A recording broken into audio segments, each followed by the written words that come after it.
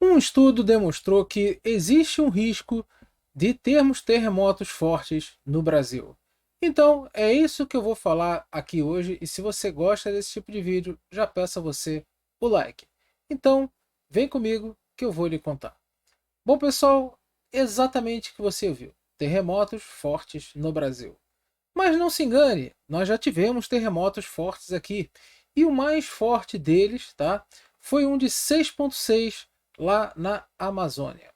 Pois é, sim, tivemos terremotos fortes no Brasil.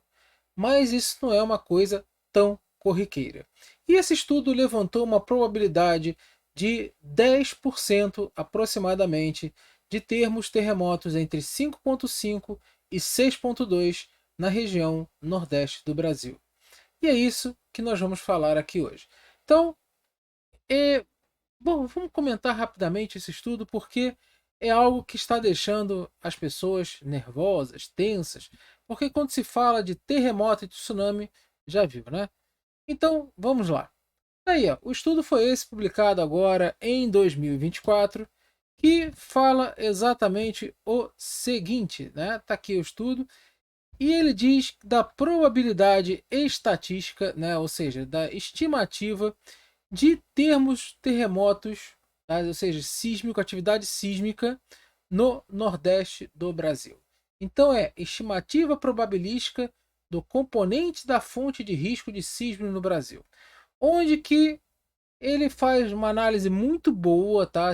Esse artigo é muito bem conduzido, muito bem escrito e sim tem um viés estatístico, tá? Aqui nós vamos falar justamente isso aqui, como que ele chegou a esse tipo de, de análise, tá? Onde aqui na região aqui que vocês estão vendo, pega muito a região do Ceará e também do Rio Grande do Norte, um pouco mais aqui, pegando parte da Paraíba e Recife, ou seja, e aqui também ó, Alagoas, também Sergipe, sul da Bahia, e tal, ou seja, o Nordeste em si com bastante atividade sísmica, tá?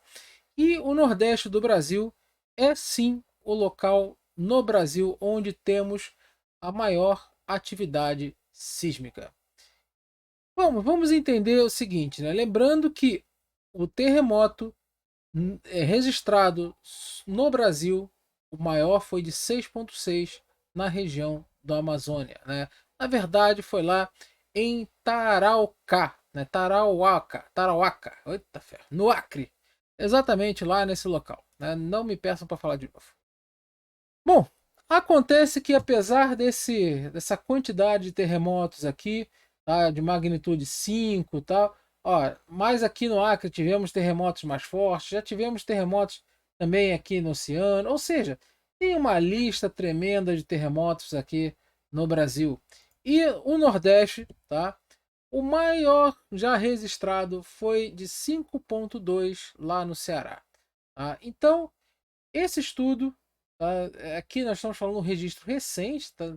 Então 72, né, 80, 1980, 86, isso aqui são registros recentes.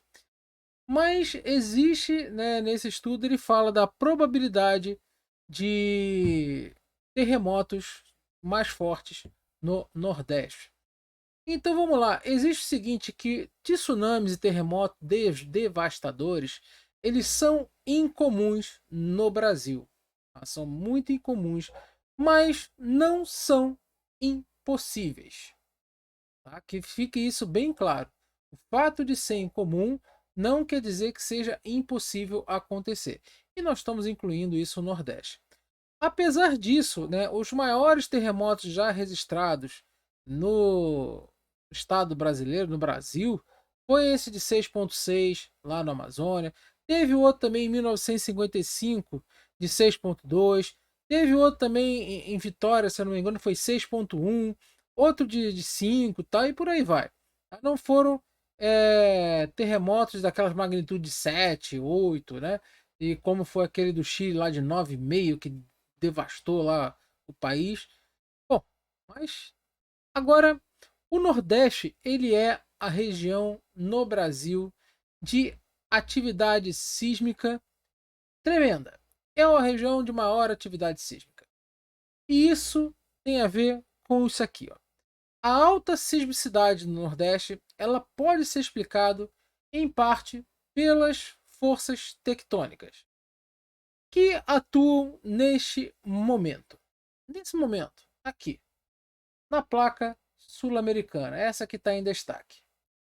Essas forças, simplesmente, elas ocorrem antes e durante a separação, tá? Elas ocorreram justamente antes e durante a separação do Brasil da África. E essa separação que ocorreu há 105 milhões de anos e continua ocorrendo essa separação. Tanto é que criou a dorsal mesoatlântica, essa dorsal aqui, que provoca esse afastamento das placas. Só que no Nordeste nós temos. Bom, mas espera aí, Thiago. Você falou que tem a ver com as placas tectônicas, mas o Brasil não está numa zona estável, não está lá no meio de uma placa antiga. Como é que pode ser a influência da. Aqui, ó, o Brasil está praticamente no meio da placa. Como é que pode ter influência da placa? Calma, gafanhoto. Porque, lógico que é diferente dessa área aqui, tá do outro lado, por exemplo, lá no Chile, onde é uma zona de subducção. Ali, meu filho, ali é terremoto, vulcão toda hora. Agora, aqui numa zona de separação, é mais difícil você ter esses terremotos mais fortes. Mas esses terremotos aqui dentro do Brasil, eles são muito por causa de que no Nordeste nós temos uma densidade de fraturas e falhas muito elevadas. Por quê? Porque nós temos tensões acumuladas na crosta. Ou seja, você tem um contexto, por exemplo, ideal para terremotos ali. Mesmo considerando que não somos aquele lugar mais ativo do mundo. Tá? Mas essa diferença, essa pressão que exerce, por exemplo, da placa, na separação da placa sul-americana da África e essa também aqui da Nazca, essa plaquinha aqui também, ó, do Caribe, tá? E essa aqui de cima, eles vão provocando pressões na placa sul-americana e provocam falhas. E as falhas, tá? Nós estamos vendo aqui, ó. Existe uma diferença entre placas tectônicas e falhas. As falhas, elas ocorrem na crosta terrestre. Por exemplo, são camadas de rochas que podem ser relativamente finas ou não, elas normalmente não são uniformes e apresentam uma série de divisões. As mais conhecidas, né, vamos falar assim, a grosso modo, tá? As placas tectônicas seriam falhas gigantescas. E as rochas, pequenas, as menores proporções continentais, nós temos as falhas, que por sua vez são rupturas nos blocos de rocha de uma placa tectônica, tá? Que geralmente se manifestam em faixas estreitas na superfície. No Nordeste, a falha mais extensa conhecida é a chamada falha da Samambaia, que atravessa parte do território do Rio Grande do Norte, tem 38 quilômetros de extensão e 4 quilômetros em média de largura, podendo ter 9 a 2, tal, uma variação, mas em média são 4 quilômetros. Já, por exemplo, fraturas, que também pode acontecer na rocha, elas são, na verdade, a rocha, qualquer ação que quebra, esses blocos quebram. Que essas manifestações na superfície, elas estejam por vezes desiguais, tal, e acontecem. Agora, nós podemos ver aqui, tá, uma falha, onde que isso daqui, pessoal, é uma forma da gente saber também se houve terremotos no passado, tá? Nós temos também da paleosismologia, onde que tem uma região arborizada, uma região tal, aí a imagem é processada e você tira digitalmente, você consegue fazer na superfície, né, uma situação onde que você vê literalmente a rocha rasgada da superfície. Tá? A partir daí, você cria modelos, né, também com atividade sísmica, você vai medindo e tal. Você cria modelos para criar, né, justamente o desenho da região. E aí nós sabemos também por cortes, tá? Aqui literalmente é uma falha que aparece, que ela exudou da superfície, e isso também é uma atividade sísmica, uma atividade, né, que forçou isso para frente. Então, quando nós vemos essa falha aqui, ó, isso aqui é resultado de tensões tectônicas, de forças, literalmente, que são empurradas, que aquela parte ali da rocha onde não aguentou, ela simplesmente não aguentou, tá? E essas falhas, esse fenômeno geológico, volto a dizer, em função das pressões aplicadas por uma força. Geralmente são placas tectônicas. Nós estamos falando de rochas. Agora, qualquer coisa que nós temos, tá? Ela tem uma certa elasticidade e tem certa uma plasticidade. Então, essa capacidade de resistência é que acontece quando a gente supera essa capacidade de resistência de um material, ele quebra, ele fratura, ele provoca essa falha. E é o que acontece na rocha. Você tem falhas muito grandes e você tem microfalhas. Então, essa cisão, essa ruptura, pode também provocar alguns terremotos. Tá? Aí, vamos ver aqui uma coisa interessante. Porque quando essas falhas elas são profundas, tá? A gente consegue saber, por exemplo, se teve ali um terremoto de alta magnitude, pelo menos de 6 para cima. Então, existem estudos antigos lá da paleosismologia que nós sabemos que um terremoto aconteceu ali há 1 milhão de anos, há 20 milhões de anos, há 100 milhões de anos, justamente pela idade da rocha e a fratura. Tá? Então, dá para a gente saber isso. Agora, essa fratura, às vezes, ela ainda continua geologicamente ativa ou mais ativa, e depende das pressões que ela sofre. E essas pressões, ora elas podem provocar isso aqui, ó, a dobradura de rocha. Sim, rocha pode dobrar. Tá?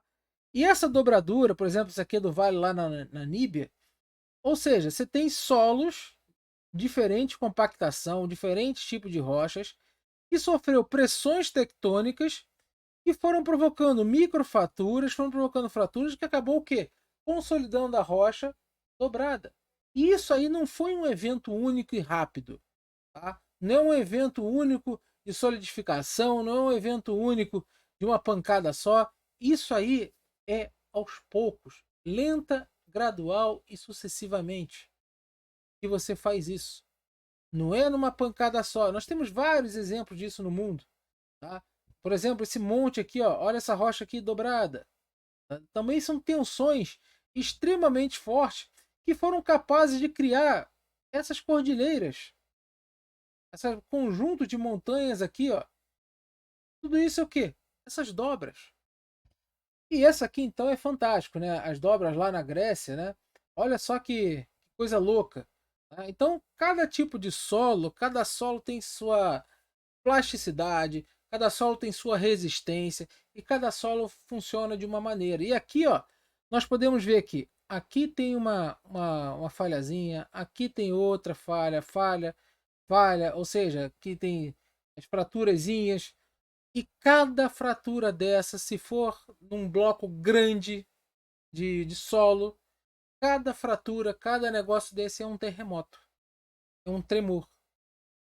E só para vocês terem uma ideia, há duas regiões que são extremamente ativas, tá? Por exemplo, o Ceará. O Ceará possui falhas geológicas ativas que colocam dentro da região de maior sismicidade do Brasil, junto com o Rio Grande do Norte. E isso tem um porquê, tá? Tem um porquê. Justamente isso aqui, ó. Nós temos a placa do Caribe, que é logo acima da nossa. A nossa está aqui embaixo. Então nós temos uma região de subducção, onde as placas entram debaixo uma da outra, tá? Aqui é aquela placa onde fica a placa norte-americana. E tem uma região da mesma placa que fica roçando somente. Tá? Esses Strict Slip Folds. Né? Oh, caramba, né? Então, ficam roçando uma com a outra. E esse mesmo roça-roça que acontece aqui em cima, acontece aqui na placa sul-americana. E nós temos aqui embaixo, né, aqui em cima do, perdão, do lado, uma zona de subducção. E quais são as forças que atuam na placa sul-americana? Nós temos uma subducção da placa de Nazca, nós temos uma subducção aqui da placa antártica, um roça-roça dessa placa aqui pequenininha, uma zona de separação da placa sul-americana com a placa da africana, um roça-roça aqui da placa do Caribe e um roça-roça aqui da placa da placa norte-americana. E aí o que acontece? Quando a gente soma essas tensões de empurra para cá, empurra para lá, empurra para cá, empurra para lá, um roça de cima, um roça de baixo, empurra para cima, você tem o que? O local mais fino, vamos dizer assim, mais curto de distância dessa zona de placa, ó, é o que? É aqui, ó, Nordeste. Aqui no Brasil nós temos, aqui tem as Guianas, tal, aqui vem o Brasil, tá? Então aqui, ó, no Nordeste, essa zona aqui, ela sofre tremendas pressões geológicas que o solo literalmente, né, fraturou. E essas fraturas, elas vêm desde a separação aqui, ó, da África. Aqui a costa, tá? Ela é bem estável mais para baixo aqui, por quê? Porque a região aqui, ó, é muito essa tensão é muito menor. Por que os maiores terremotos também foram registrados na região amazônica? Por causa desse roça-roça aqui e aqui, ó. Muitos terremotos, teve um terremoto de 7.0, 7 alguma coisa também, que foi sentido lá no Acre, mas que o epicentro foi mais para cá. Mas foi sentido no Acre. Por quê? Por causa da zona de subducção. Então, agora, pode acontecer, vamos voltar para o estudo, tá? Pode acontecer um terremoto de 5 ponto não sei que, 6 ponto não sei que no Nordeste, que esse estudo fala que tem a probabilidade de 10%, pode, não há nada que impeça isso. Justamente por causa dessas zonas de tensão. Mas, contudo, porém, entretanto, todavia, terremotos de maiores magnitudes são mais raros. Tá? De menores magnitudes, pode, como por exemplo, o próprio estudo fala de terremotos de magnitude 4.7 a 5.1, tem probabilidade de 50%. De 5.5 a 6.2, probabilidade de 10%. E esses terremotos de 4.7 a 5.1 e principalmente de 5.5 a 6.2, eles têm um potencial de causar danos estruturais, tá? Principalmente por quê? Pelo nível das construções. E como nós estamos falando de falhas, porque esses terremotos são nas falhas, tá, no Nordeste. Quando nós estamos falando de falhas, a profundidade não é tão grande. E se a profundidade não é tão grande, e essas tensões estão sendo acumuladas por essas pressões que são exercidas, simplesmente, né? Simplesmente o que acontece? Literalmente, quando libera essa tensão, vem o terremoto. E aí podem causar danos, tá? E isso pode acontecer sim. Agora, tem uma coisa nesse estudo que eu gosto de ressaltar também.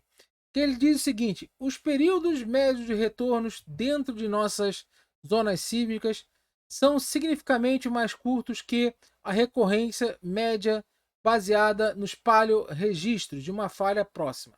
Ou seja, eles pegaram registros muito antigos para chegar nessa estatística, tá?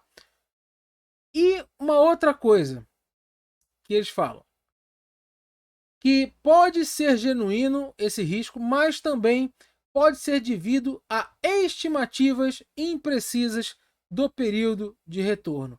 Um conjunto de dados mais densos seriam necessário para melhor abordagem desse ponto. E realizamos essa análise probabilística do componente de fonte do risco sísmico com base nos resultados obtidos. Avaliaremos os parâmetros de vibração correspondentes em trabalhos futuros. O que eles querem dizer nisso daqui? Querem dizer literalmente o quê? Pode acontecer, sim, mas precisamos de mais dados. Literalmente, lá ele fala isso, precisa de mais dados. Agora, se precisa de mais dados, esse estudo é muito bem conduzido. A gente já sabe que precisamos ter uma certa cautela em regiões sismicamente ativas. E nós sabemos, sim, a longo prazo já, que podem ocorrer terremotos no Nordeste. Então eu não sei por que essa comoção que aconteceu por falarem isso.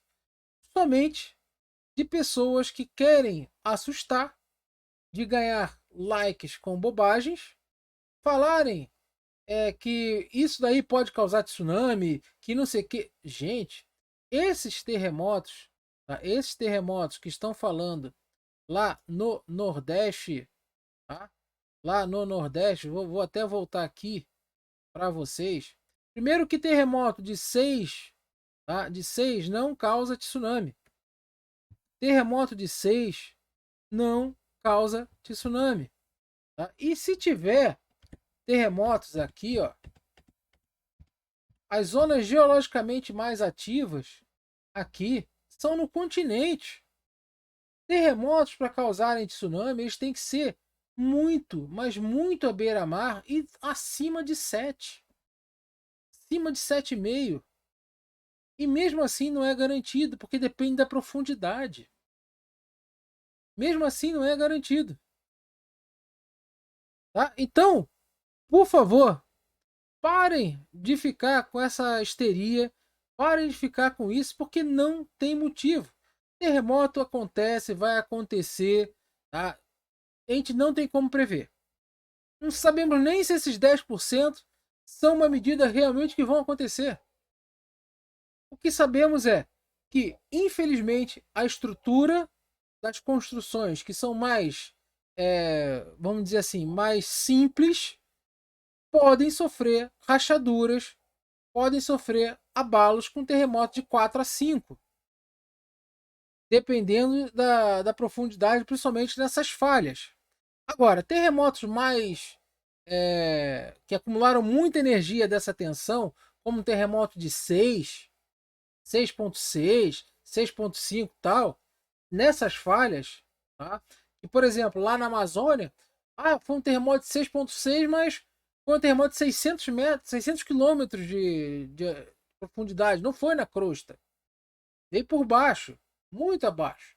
Então não causou tanta coisa, apesar de ser um terremoto forte.